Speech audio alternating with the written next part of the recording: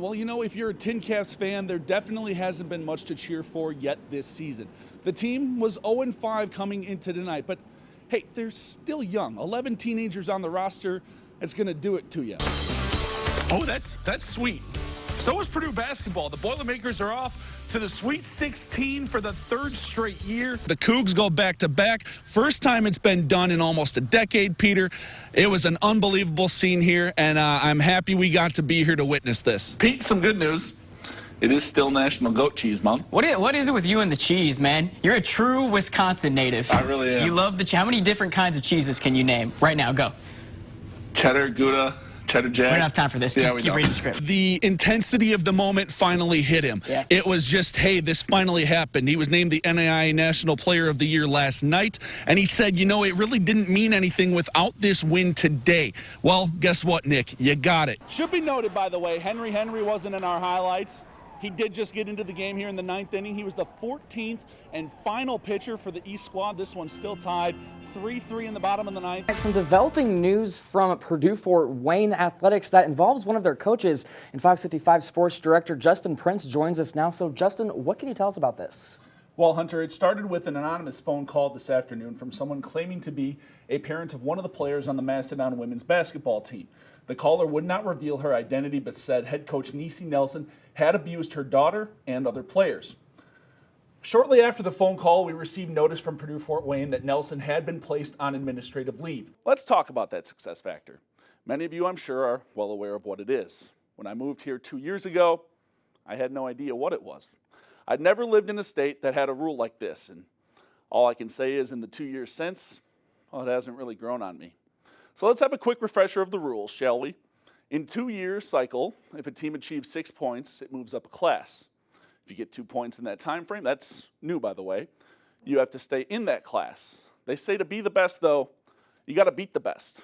Why is it any different in Indiana? With their success factor, the IHSAA is saying, congrats on doing well. Now let's let someone else have their turn. To me, it's just their version of a participation trophy, and it hurts more schools than it usually helps. Take Central Noble girls basketball, for example. After 2 of the best years in program history with a state title and semi-state berth to show for it, the Cougars are moving up to 3A because of this success factor, right after losing the best 2 players the school has ever seen. But I think the worst part has been, at least this spring, they haven't been able to enforce their own rule correctly. See Bishop Lewis or Snyder for details on that. And again, it's caused mass confusion all around. So what does it say that they can't even figure out their own rules? To me, it says it's a broken system that doesn't need fixing, it just needs to go away. Sports sometimes gives us some really cool stories. Tonight's is no different. This girl is breaking down barriers in a first for her and for her school. Let me introduce you to Daphne Urban. Daphne Urban is just like any other teenager.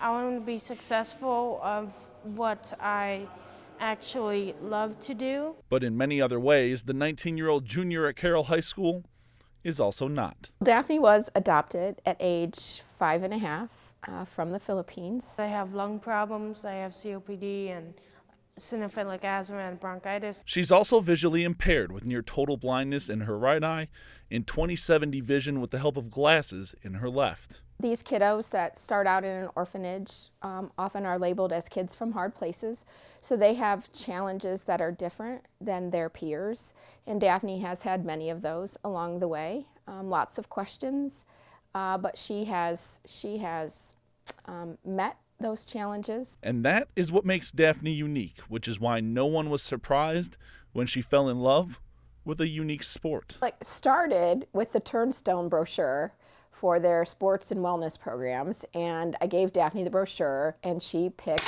the air rifle program. I love to shoot guns, like air rifle is my favorite one. She always, picks things that are a little bit different than the norm, so that was good. The thing that interested her about the air rifle was that she was able to do it with her visual impairment. Daphne first began shooting just over a year ago, except she didn't learn to shoot with her eyes. With the help of a high-tech electronic shooting trainer called SCAT, she learned to shoot with her ears. I hear a high-pitched noise, and then I can actually hear the target, middle of the target. And when I hear the middle of the target, I can actually shoot the gun. Now, there were some challenges when she first began. When she came in, she had problems sitting still.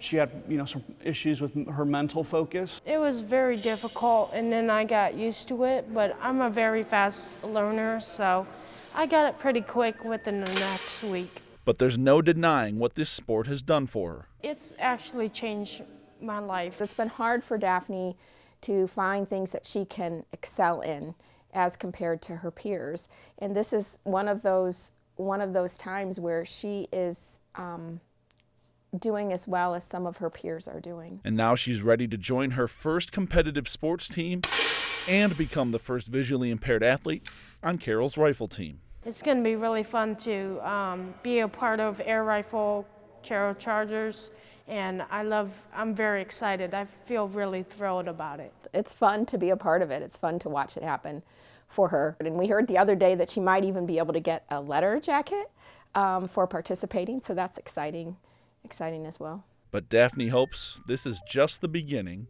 of her story. I'm hoping it can take me into the World Olympics game and championship, and I hope I can do that someday.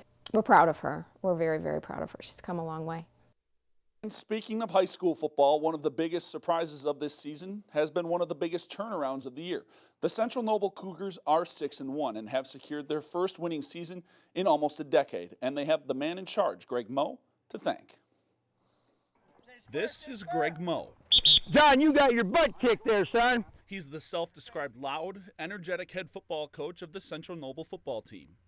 Again! That was crap! This is also Greg Moe. We doing, man? Huh? Doing having a good day? One of the co-principals at Central Noble Junior Senior High School. He has two very different personalities between school and football. You know the school, Greg Moe, you know he's there for you. He's trying to make the school better. How's my favorite band guy? How you doing, Gracie? How you doing? I'm fine. Coach. He comes out here, totally different atmosphere. I mean, he's still trying to make us better, but like, just, he totally changed. He's more energetic. Move! Move, move, move! Football is a sport that you have to be very aggressive on. You have to have your motor running at all the time.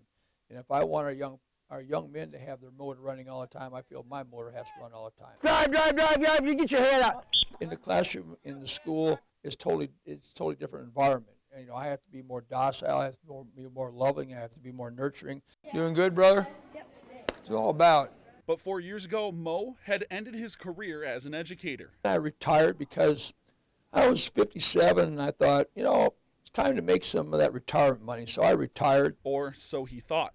That constantly running motor of his soon pushed him to retail, where he ended up working for 3 years. Yeah, it was fun, making $9 an hour, and working 40 hours a week. But then you work nights, you work Sundays and Saturdays, and that wasn't a lot of fun. But his love for football and the classroom still remained. Fortunately for me, Mr. Middleton, who was the superintendent at that time, we worked together 20 years at Garrett, called me up and said, hey, I need a football coach. Get your behind up here and talk to us. So I came up and talked to them at the end of June. They hired me July 1st. I was in school on July 1st, and I started my tenure in education again. And he hasn't looked back since. I get up every morning and look forward to coming to work. I never have a day where I don't want to be with the young people and the staff that I work with. But he had his challenges ahead of him. For starters, Central Noble was a struggling program that barely had enough kids to field a team. First day in the weight room, July 1st, we have 6 kids in it. We start fall camp with 18. We start the first day of practice with 23. We end up with 53 people. I went door to door. I talked to parents in their kitchen, in their living room. I talked to kids all over, in the school, outside the school, on the streets, and I just talked to people and I offered them an opportunity. A number of kids, including Trey Phillips, accepted the opportunity, if only because of Coach Moe. I actually had my mindset that I was not going to play high school football at all before I came out last year. He just made everything sound so great, and I miss the sport of football, but it was just everything that happened in the past and coaching, and I didn't want to play. But with him, I did. He's a great coach. But there was another hurdle Moe had to clear. He hadn't coached in nearly 2 decades. 18 years I was out of coaching. 18 years.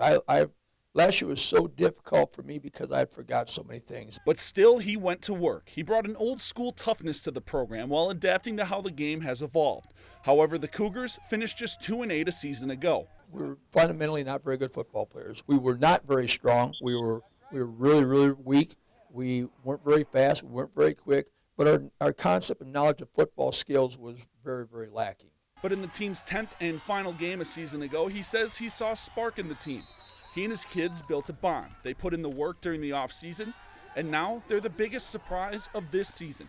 The Cougs are 6-1, coming off the school's biggest win in over a decade. We worked our butts off for a very long time for this season. We knew going into it that we were going to be better than last season. Our young men have something to lose. The hard work that they put in to prepare for this football season, they're playing for their respect, for their opportunity to show people the greatness that we're trying to develop.